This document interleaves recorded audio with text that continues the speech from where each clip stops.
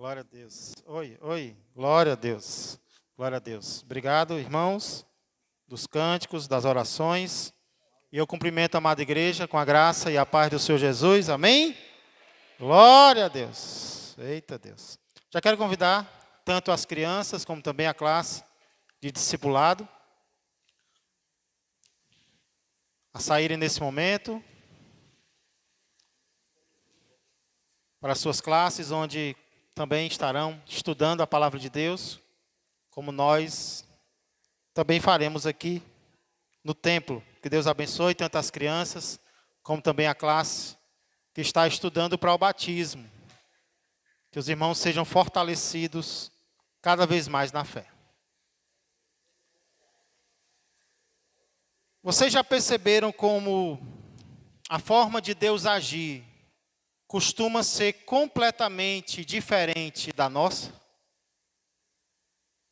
Como a forma pela qual Deus age costuma ser muito diferente da forma como nós agimos? Por exemplo, se eu saísse por aí perguntando às pessoas qual seria a primeira coisa que elas fariam se ficassem ricas? Qual seria a primeira coisa que você faria se você ficasse rico? Eu creio que provavelmente muitos responderiam que a primeira coisa a ser feita se adquirisse uma riqueza seria mudar de endereço. Seria ir para um lugar distante. Seria mudar de localidade. Para onde? Para um lugar melhor, claro, é óbvio. Se eu tivesse condição, a primeira coisa que eu faria era ir para um lugar melhor, onde tem gente de mais poder aquisitivo, mais educação, onde tem mais segurança. Interessante, porque foi exatamente o contrário disso que o nosso Deus fez. Por quê, pastor? Porque mesmo sendo infinitamente rico, a Bíblia diz que Deus decidiu morar entre nós. Mesmo tendo uma riqueza infinita, o nosso Deus, na pessoa do seu Filho, Jesus Cristo, tomou a decisão de habitar entre nós. E você percebe? Qual foi a mudança que Jesus fez? Foi do ruim para o melhor? Quando ele decidiu habitar na terra? Foi o contrário. Foi do ótimo para o difícil. Foi do maior para o menor. Foi essa a decisão que o nosso Deus tomou. Pastor, e como foi que Deus decidiu vir habitar entre nós? Quais as características desse morar de Deus entre nós? É justamente sobre isso que eu quero pensar um pouco com você nessa noite, porque isso traz lições muito importantes para a minha vida e para a sua vida. Como foi o habitar de Deus entre nós? O habitar de Cristo entre nós? Porque a Bíblia diz que ele habitou entre nós, mas como ele fez isso? Com quais características ele fez isso? Para nós descobrirmos, vamos abrir a palavra de Deus no Evangelho de João, capítulo de número 1. Evangelho segundo escreveu João, capítulo de número 1. Não confunda com 1ª, 2ª e 3ª João, que fica lá perto de Apocalipse. Estou falando do Evangelho de João, que é o 4º livro do Novo Testamento. Nós iremos ler João 1 e 14. Evangelho de João, capítulo 1, verso de número 14. Eita, que a água hoje está gelada, viu? Estou querendo fazer inveja a ninguém, viu? João 1 e 14, amém? Diz assim a palavra do nosso Deus. E o Verbo se fez carne e habitou entre nós, cheio de graça e de verdade. E vimos a sua glória, glória como do unigênito do Pai. Como nós não podemos fazer nada sem oração, vamos orar mais uma vez. Pai amado e Pai querido, várias orações, Senhor, dirigidas pelo Espírito, já foram feitas esta noite. E eu creio que o Espírito deseja que nós oremos ainda mais. A vontade do Espírito é estar nos guiando em oração na presença do Pai, em nome do Filho. E é o que nós fazemos agora, Pai, agradecendo por esta porção da Tua Palavra, a qual nós acabamos de ler, e na qual, com a graça do Senhor, nós queremos meditar nesta noite, pedindo, mais uma vez, que o Senhor tenha misericórdia de nós, nos ajude, Pai, a entender, a compreender de forma clara a Tua Palavra e decidirmos colocá-la em prática nas nossas vidas, Senhor. Não há um dia no qual nós não precisemos ser transformados, no qual nós não precisemos pedir perdão e no qual nós não precisemos acreditar que o Senhor está nos perdoando. E é o que nós fazemos agora, Pai, agradecendo ao Senhor pelo Teu amor por nós que não falha, pela Tua misericórdia que não envelhece, pelo Teu propósito, Senhor, que não cessa nas nossas vidas. Muito obrigado. Seja exaltado cada vez mais através das nossas vidas. É o que eu peço e agradeço. Em nome de Jesus Cristo. Amém, amém e amém. Irmãos, esse verso que nós acabamos de ler, ele diz claramente que Cristo se tornou carne e habitou entre nós. Cristo habitou entre nós. A pergunta, porém, é: como Ele fez isso? Com quais características Jesus habitou entre nós? Será que Jesus habitou entre nós só de aparência? Será que Jesus habitou entre nós só de forma virtual? Como alguns dos nossos políticos, que até têm uma conta de energia aqui em Maracanaú, mas muitas vezes moram em outros municípios, em outras cidades. Eu acho que em todo canto é assim, né? Muitas vezes os representantes políticos têm uma conta de energia, de água no município, mas não mora no município. Mora em outro local, mora em outra cidade, de preferência perto da praia. Será que o nosso Senhor, Ele habitou entre nós assim também? Só de aparência? Como foi o habitar de Cristo entre nós, seres humanos? Irmãos, aqui em João capítulo 1, verso 14, eu encontro pelo menos duas características do vir morar de Cristo entre nós. Mas hoje eu quero meditar com vocês apenas na primeira, que é a seguinte: preste atenção. Cristo veio habitar entre nós em carne. Cristo veio morar entre nós em carne. Nós vemos isso no início do verso 14, que diz: e o Verbo se fez carne. E o Verbo se fez carne e habitou entre nós. Essa é a primeira característica que eu encontro aqui acerca do habitar de Deus entre nós. Foi um habitar em carne. Em carne.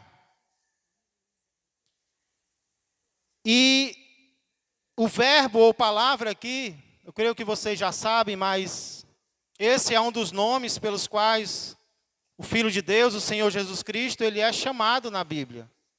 Cristo, Ele tem vários nomes, vários títulos, e um deles é esse, o verbo, a palavra em algumas versões. E o que é muito importante nós entendermos aqui, preste atenção, é que em carne, aqui em João 1,14, não significa na carne. Porque quando nós, não sei vocês, mas no meio no qual eu vivo, Quando nós queremos dizer que alguém está em pecado, nós dizemos que essa pessoa está na carne. Não é isso? Ah, fulano está na carne. Não está no espírito. Está na carne, está na natureza pecaminosa. Porém, em carne aqui não significa em pecado. Em carne aqui significa em corpo. Não apenas em espírito. Cristo não veio habitar entre nós apenas em espírito. Ele veio habitar entre nós em corpo humano. Possuindo um corpo, possuindo uma carne, em natureza humana. É o que esse verso está dizendo. Então, espero que você esteja entendendo que quando o texto diz que o verbo se fez carne, o que ele está dizendo é que o verbo se tornou humano. O verbo se tornou um de nós. E isso é muito impressionante. Em teologia, a gente chama isso de encarnação. Uma palavra que não parece muito bonita, mas o significado dela é lindo. Encarnação é o momento no qual o Filho de Deus se torna carne, se torna humano, se torna um de nós.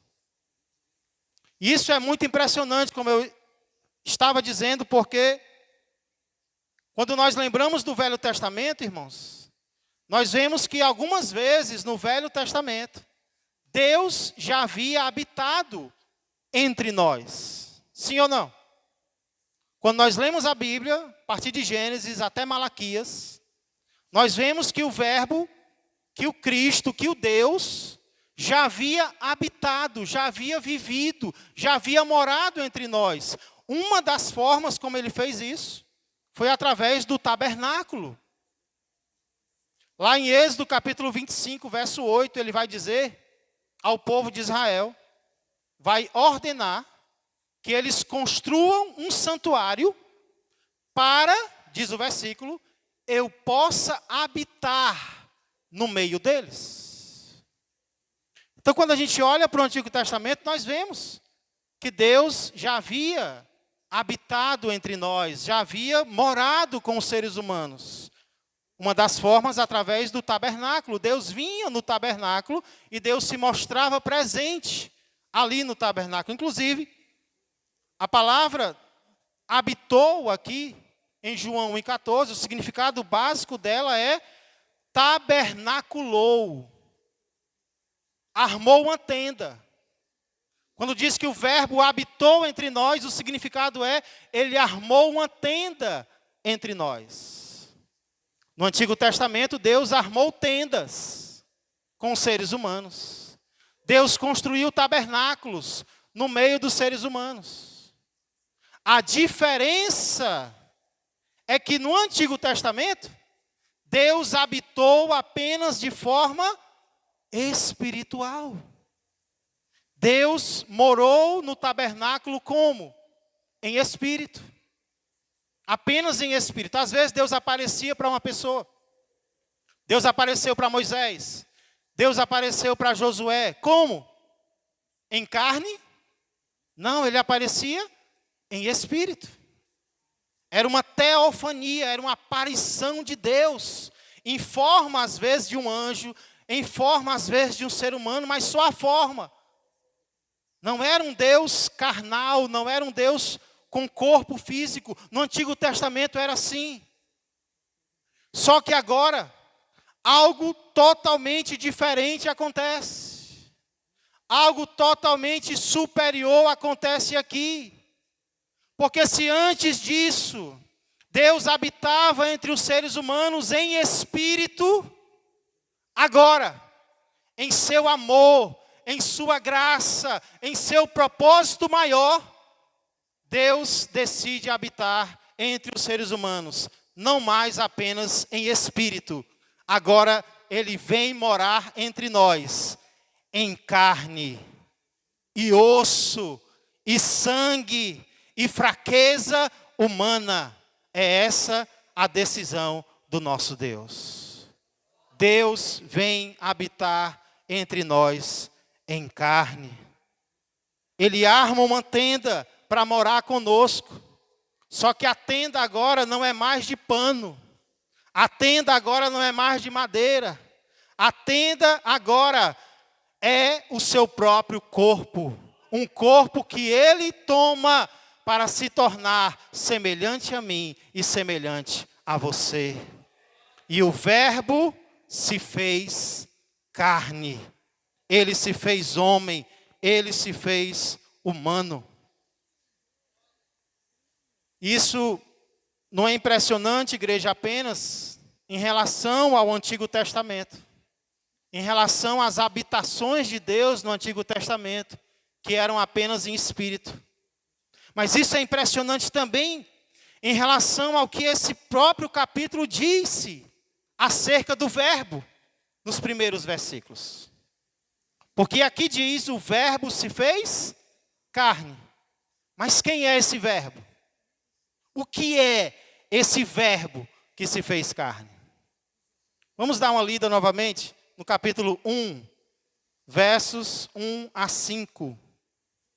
Só para refrescar um pouco a memória acerca do que é esse Verbo, de quem é esse Verbo que aqui se torna carne. Capítulo 1, versos 1 a 5 dizem assim. No princípio era o Verbo, e o Verbo estava com, e o Verbo era Deus. Ele estava no princípio com Deus. Agora olha o verso 3. Todas as coisas foram feitas por intermédio dele. E sem ele, sem o Verbo, nada do que foi feito se fez. O verso 4 diz, a vida estava nele. Não é que ele tinha vida, a vida estava nele. E a vida era a luz dos homens.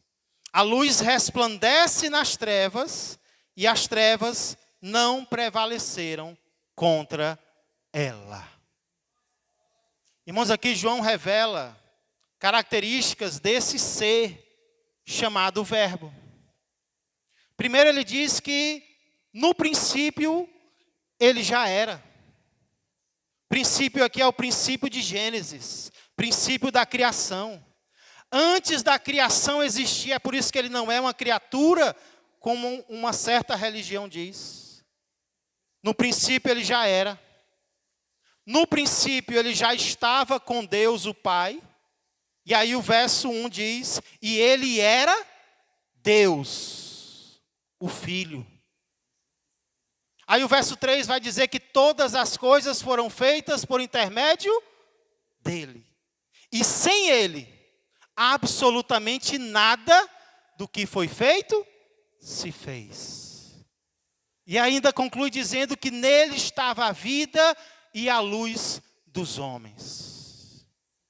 Teria como fazer uma descrição mais elevada de um ser? Teria como fazer uma descrição mais sobrenatural, mais soberana de um ser? Não tem. O Verbo era Deus, o próprio Deus, o Criador de todas as coisas. Porém, por mais impressionante que isso seja, o mais impressionante que João diz é que esse Verbo, esse ser soberano, o próprio Deus, o Criador de todas as coisas, agora ele se faz algo. E o que é que ele se faz? Ele não se faz algo maior porque não existe. Ele se faz algo menor. Ele se faz homem. Ele se faz carne. Ele se faz humano. Ele se faz um de nós. É como o gerente, o dono da empresa, pegasse o elevador e descesse até o térreo e dissesse, a partir de agora, eu vou viver aqui, eu vou trabalhar aqui no térreo.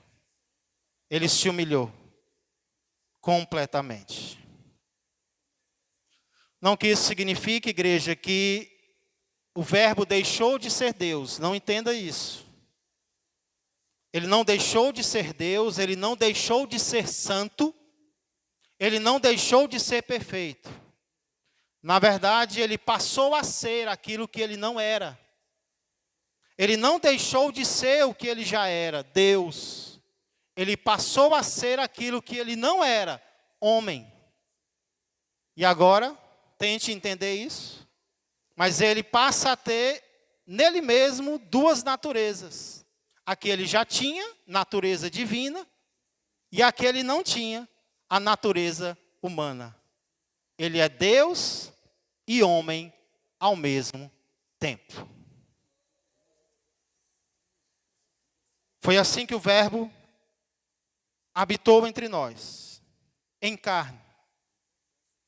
E por que que isso é impressionante, pastor?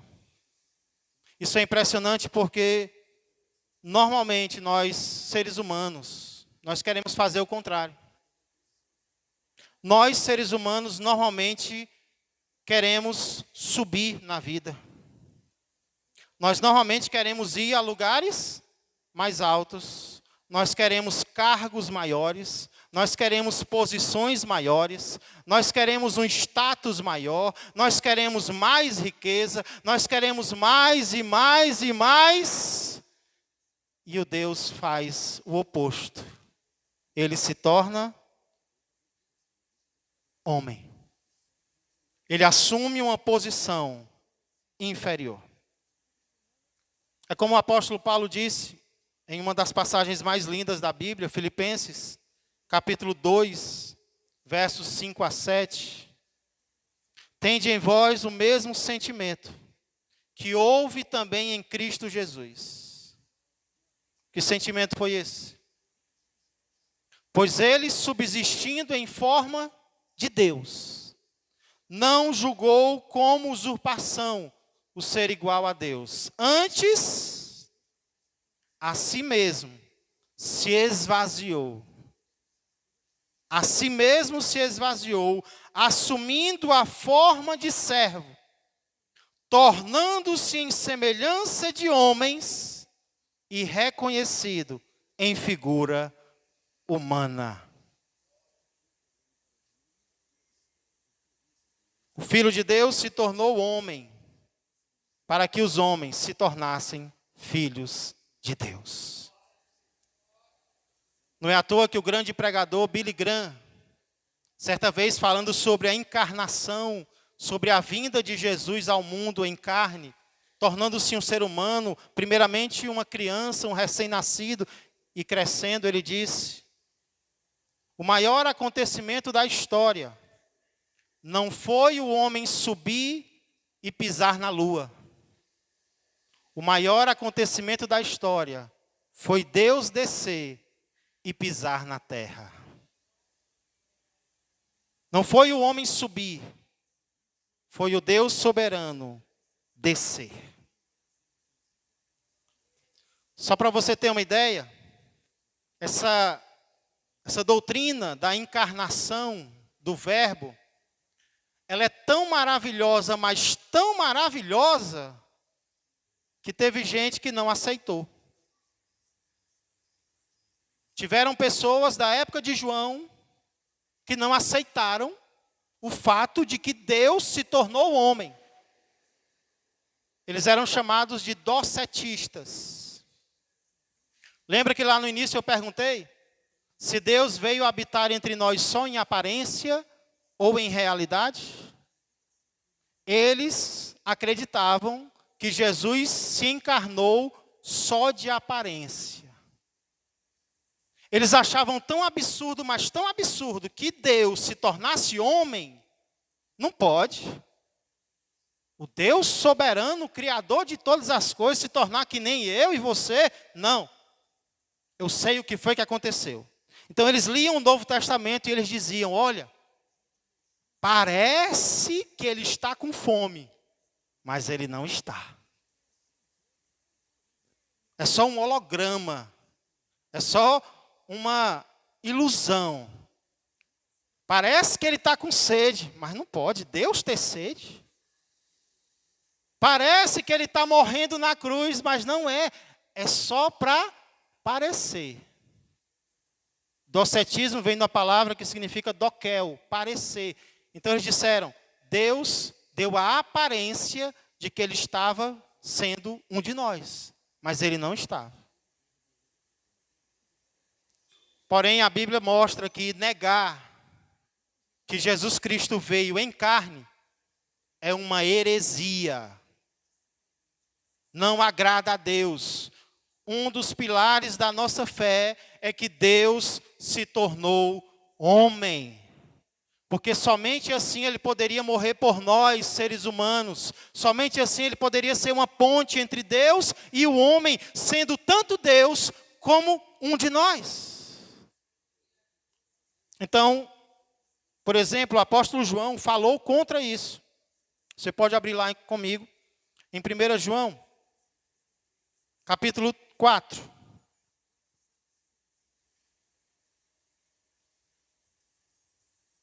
Agora sim, 1 João.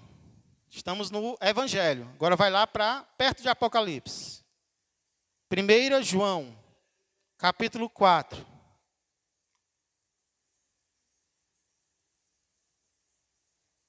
Olha como essa ideia de que Cristo não se encarnou, de que ele não se tornou carne, já existia nos tempos dos apóstolos.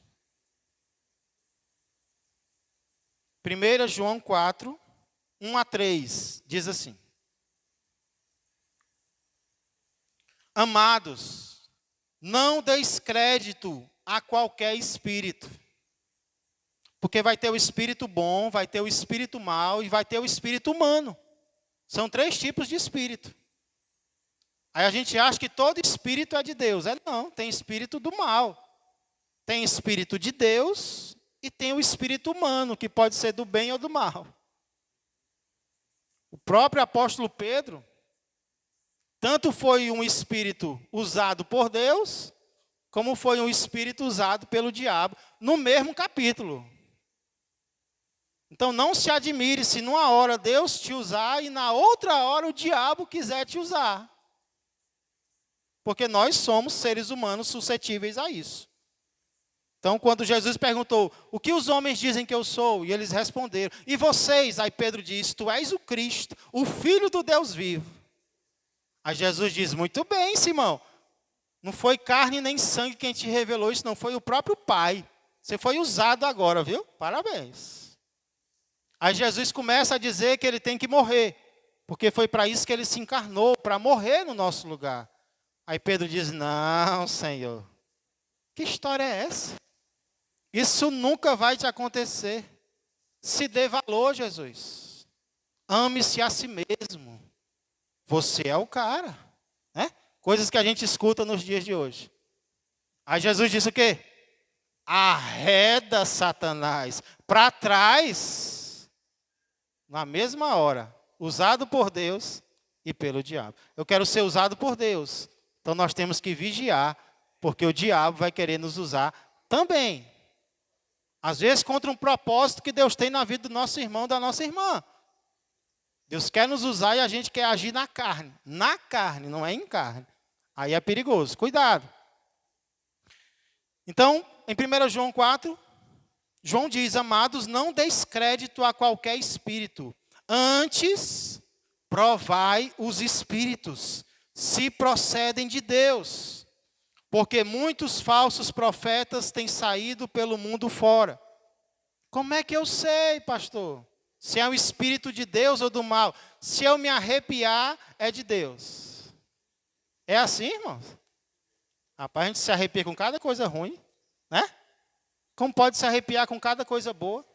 Então não é o arrepio, eita, me arrepiei, é de Deus. Não. É pela palavra.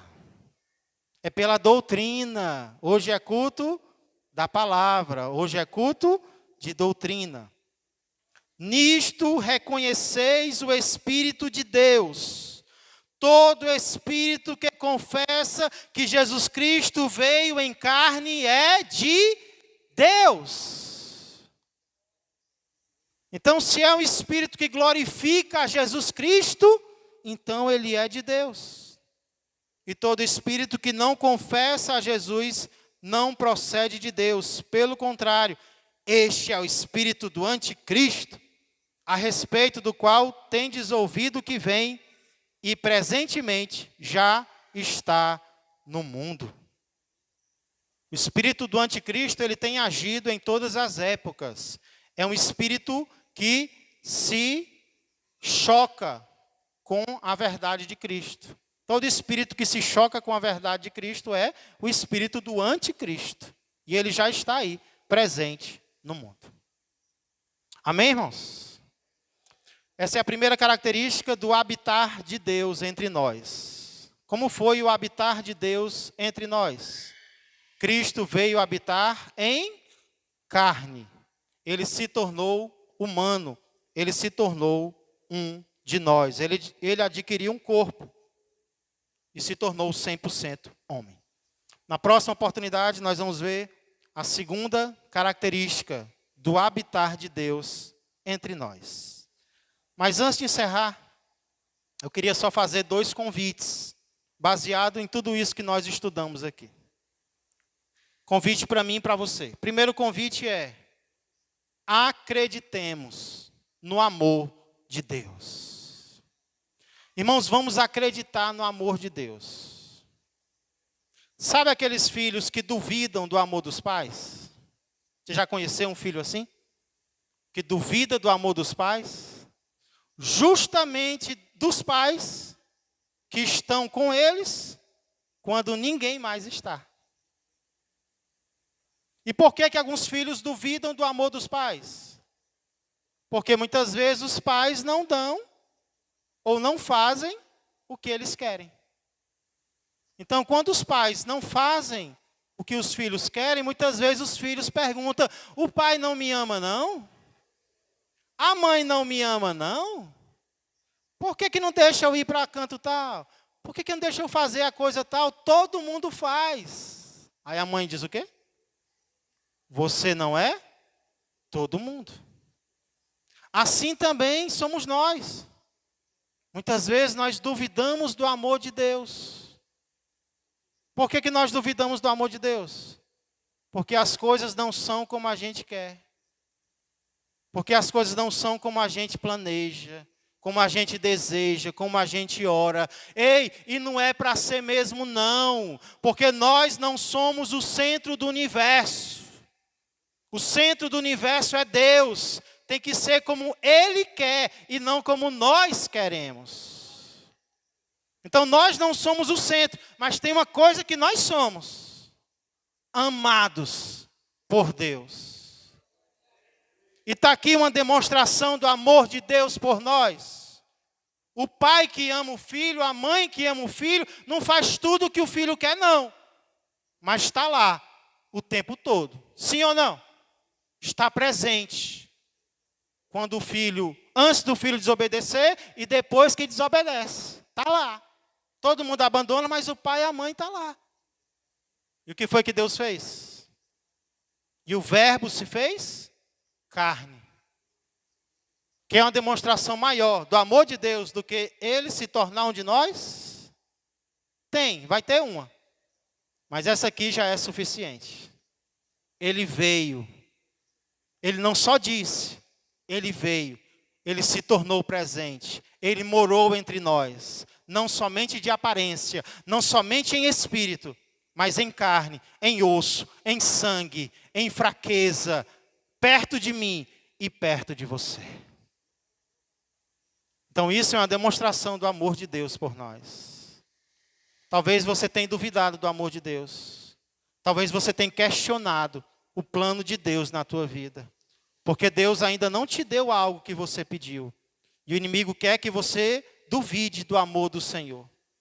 O que você vai pensar? Se Ele não tivesse me amado, Ele não teria vindo. Ele veio. Ele se tornou semelhante a mim para morrer pelos meus pecados. Deus me ama de verdade. Então saia daqui essa noite acreditando no amor de Deus. Deus não vai fazer tudo que a gente quiser. Amém. Louvado seja Ele. Porque já pensou se Ele fizesse tudo que a gente quer? Já pensou se Deus desse tudo que a gente pedisse a Ele? Quem estaria aqui essa noite? Hã? Eu creio que nenhum de nós estaríamos aqui. A gente já tinha passado dessa para uma pior. Certamente. Mas Deus nos ama. E Ele tem demonstrado o seu amor por nós. Acredite no amor de Deus por você. Ele ama você. E Ele tem provado isso de forma, não forma emocional, emocionalista não, mas de forma concreta. Ele nos ama. Segundo convite que eu faço, além de acreditarmos no amor de Deus, é imitemos o caminho de Deus. Imitemos o movimento de Deus. Por que eu digo isso, irmãos? Porque tantas vezes nós temos pensamentos altivos. Quantas vezes nós temos pensamentos soberbos. Nós temos pensamentos orgulhosos. De que o nosso lugar não é esse. Ah, se eu pudesse sair dessa situação. Ah, se eu pudesse sair dessa humilhação na qual eu me encontro. Ah, se eu pudesse subir de vida. Ah, se eu pudesse subir de nível. Nós sempre queremos algo maior, porque achamos que merecemos algo maior. E aí vem o nosso Deus e nos mostra que Ele assume o lugar menor. Qual é o caminho que Deus faz aqui? É de cima para baixo. E às vezes a gente precisa fazer esse caminho, igreja. É o caminho de cima para baixo. É aquele caminho que ninguém quer ir. Talvez Deus está te chamando para percorrer esse caminho na tua vida. É o caminho da humildade. É o caminho no qual ninguém quer pisar. Então você vê que muitas vezes nós estamos agindo o contrário do que Deus age. Você vê isso pelos próprios servos de Deus dos nossos dias. Cantores que exigem cachês altíssimos para louvar ao Senhor. Pregadores que exigem receber honra da igreja. Você vê grandes igrejas hoje se tornando grandes empresas, onde os membros não são mais incentivados a crescer na graça e no conhecimento. São incentivados a crescer em cargos e salários. É plano de carga e carreira dentro de igreja, onde o foco não é mais fazer aquilo que Deus te chamou para fazer. O foco é você subir a escada da hierarquia. É você subir a escada do poder dentro da denominação. Nem que para isso você tenha que bajular os líderes. Com palavras que você só entende o significado se você for no dicionário. O objetivo é crescer. É ser um auxiliar e de auxiliar ser um obreiro. Meu objetivo agora é ser um diácono. Meu objetivo agora é ser um evangelista. Eu quero ser um pastor. Eu quero ser um apóstolo. Eu quero ser um patriarca. É um plano de carreira, onde não se preocupa mais em ser servo, mas em ser servido. Em ter um lugar no qual eu possa me sentar e todos possam ver o poder, a autoridade que eu tenho.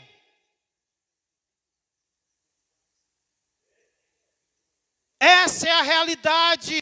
Isso não é cristianismo, isso é empreendedorismo evangélico. E nós não podemos, irmãos, seguir esse caminho. Ah, pastor, mas essas são as igrejas que crescem, essas são as igrejas grandes, Essas são as igrejas poderosas.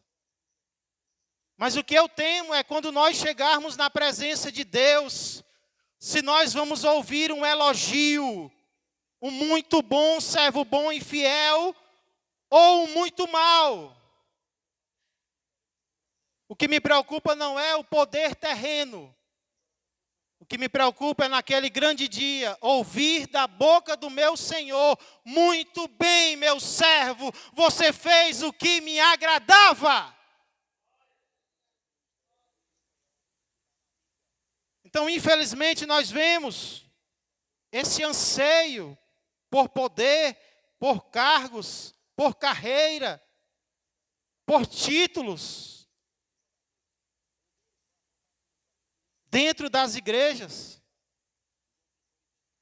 E ninguém nota isso. Na verdade, eu creio que alguns têm notado e têm se entristecido. Porque Deus tem nos ensinado um caminho diferente. Deus tem nos ensinado um movimento diferente. Vamos fazer aquilo que Deus quer que nós façamos.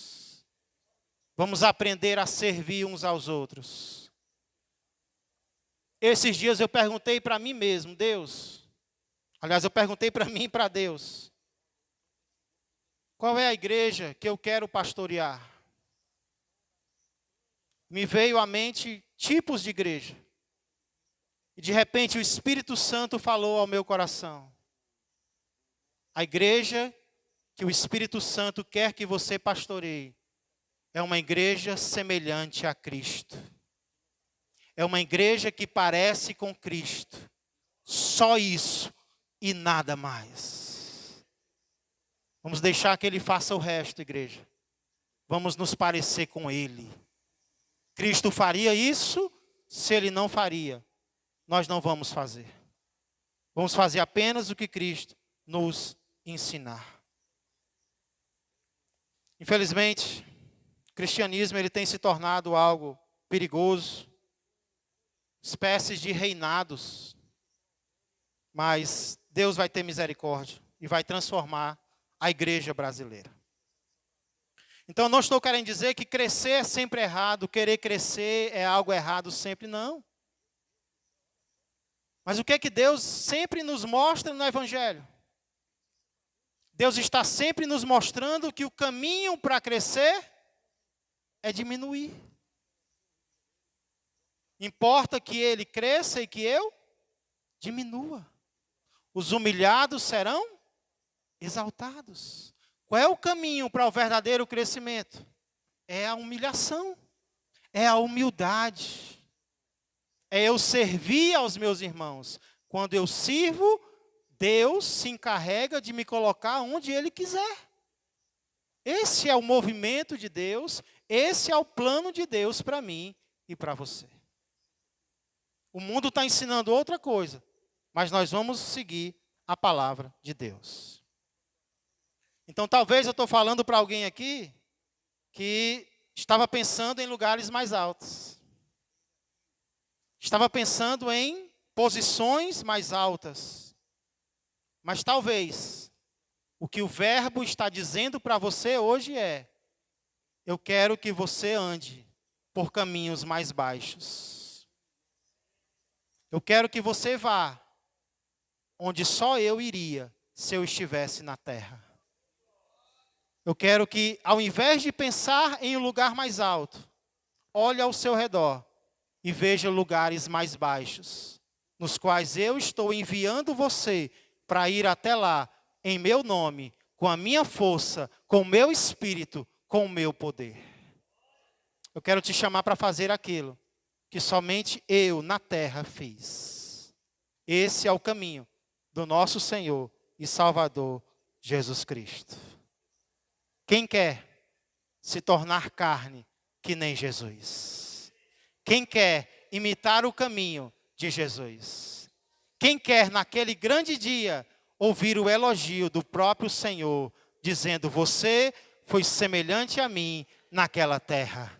Que Deus nos ajude, que nós habitemos na terra como nosso Deus habitou. Senhor Deus e amado Pai, muito obrigado, Senhor. Não há como nós estudarmos a vida de Cristo e não nos sentirmos, Senhor, constrangidos. E não nos sentirmos, Senhor, confrontados. E não nos sentirmos, Senhor, tocados. Porque a forma como Jesus agia, muitas vezes, era o oposto da forma como os religiosos agiam, que estavam sempre buscando brigas uns com os outros, como os apóstolos muitas vezes faziam, para saber qual era o mais importante, quem era o maior. E Jesus os obrigava a olharem para baixo, para uma criança, quando dizia: se vocês não se tornarem como este pequenino, nem no céu vocês vão entrar. Nem no reino dos céus vocês vão entrar, que dirá ser o maior. O maior é aquele que serve. O maior é aquele que se humilha. É o que o nosso Senhor Jesus está nos dizendo hoje. Então, Senhor, às vezes, Pai, tem alguém que o Espírito Santo toca a gente para falar com essa pessoa. Mas às vezes ela está em um local, Senhor. Ela está numa calçada. E às vezes a gente quer até se envergonhar de falar com ela. Mas vamos lembrar hoje que o nosso Senhor, o Verbo, Deus, Criador de tudo, Ele se fez carne, Ele se fez homem, Ele se fez pequeno, Ele se fez servo por amor de nós, para que os servos pudessem se tornar filhos de Deus e morar eternamente com Ele no céu, porque este sempre foi o desejo do nosso Deus. Então, muito obrigado. Nós queremos sair daqui essa noite acreditando no Teu amor por nós. Mesmo que algo esteja parecendo nos faltar, como foi lido, nada nos faltará. Mas às vezes parece que está faltando. Nós queremos acreditar no Teu amor mesmo assim, Pai. Porque não são as coisas do dia a dia que vão mostrar que o Senhor nos ama. Foi a Tua encarnação que mostrou o Teu amor. Foi a Tua crucificação que provou o Teu amor. E nós queremos também, Senhor, imitar o Teu caminho. Nos ajuda, nos dá sabedoria para saber o que devemos buscar. Senhor, como devemos buscar, quando devemos buscar. Nos dá, Pai, inteligência para irmos na contramão de tudo aquilo que está sendo feito nos nossos dias. Toda honra e toda glória seja dada ao Senhor, pois em nome de Jesus, o Verbo que se tornou carne e habitou entre nós, é que eu peço e já agradeço. Amém, amém e amém. Glória a Deus.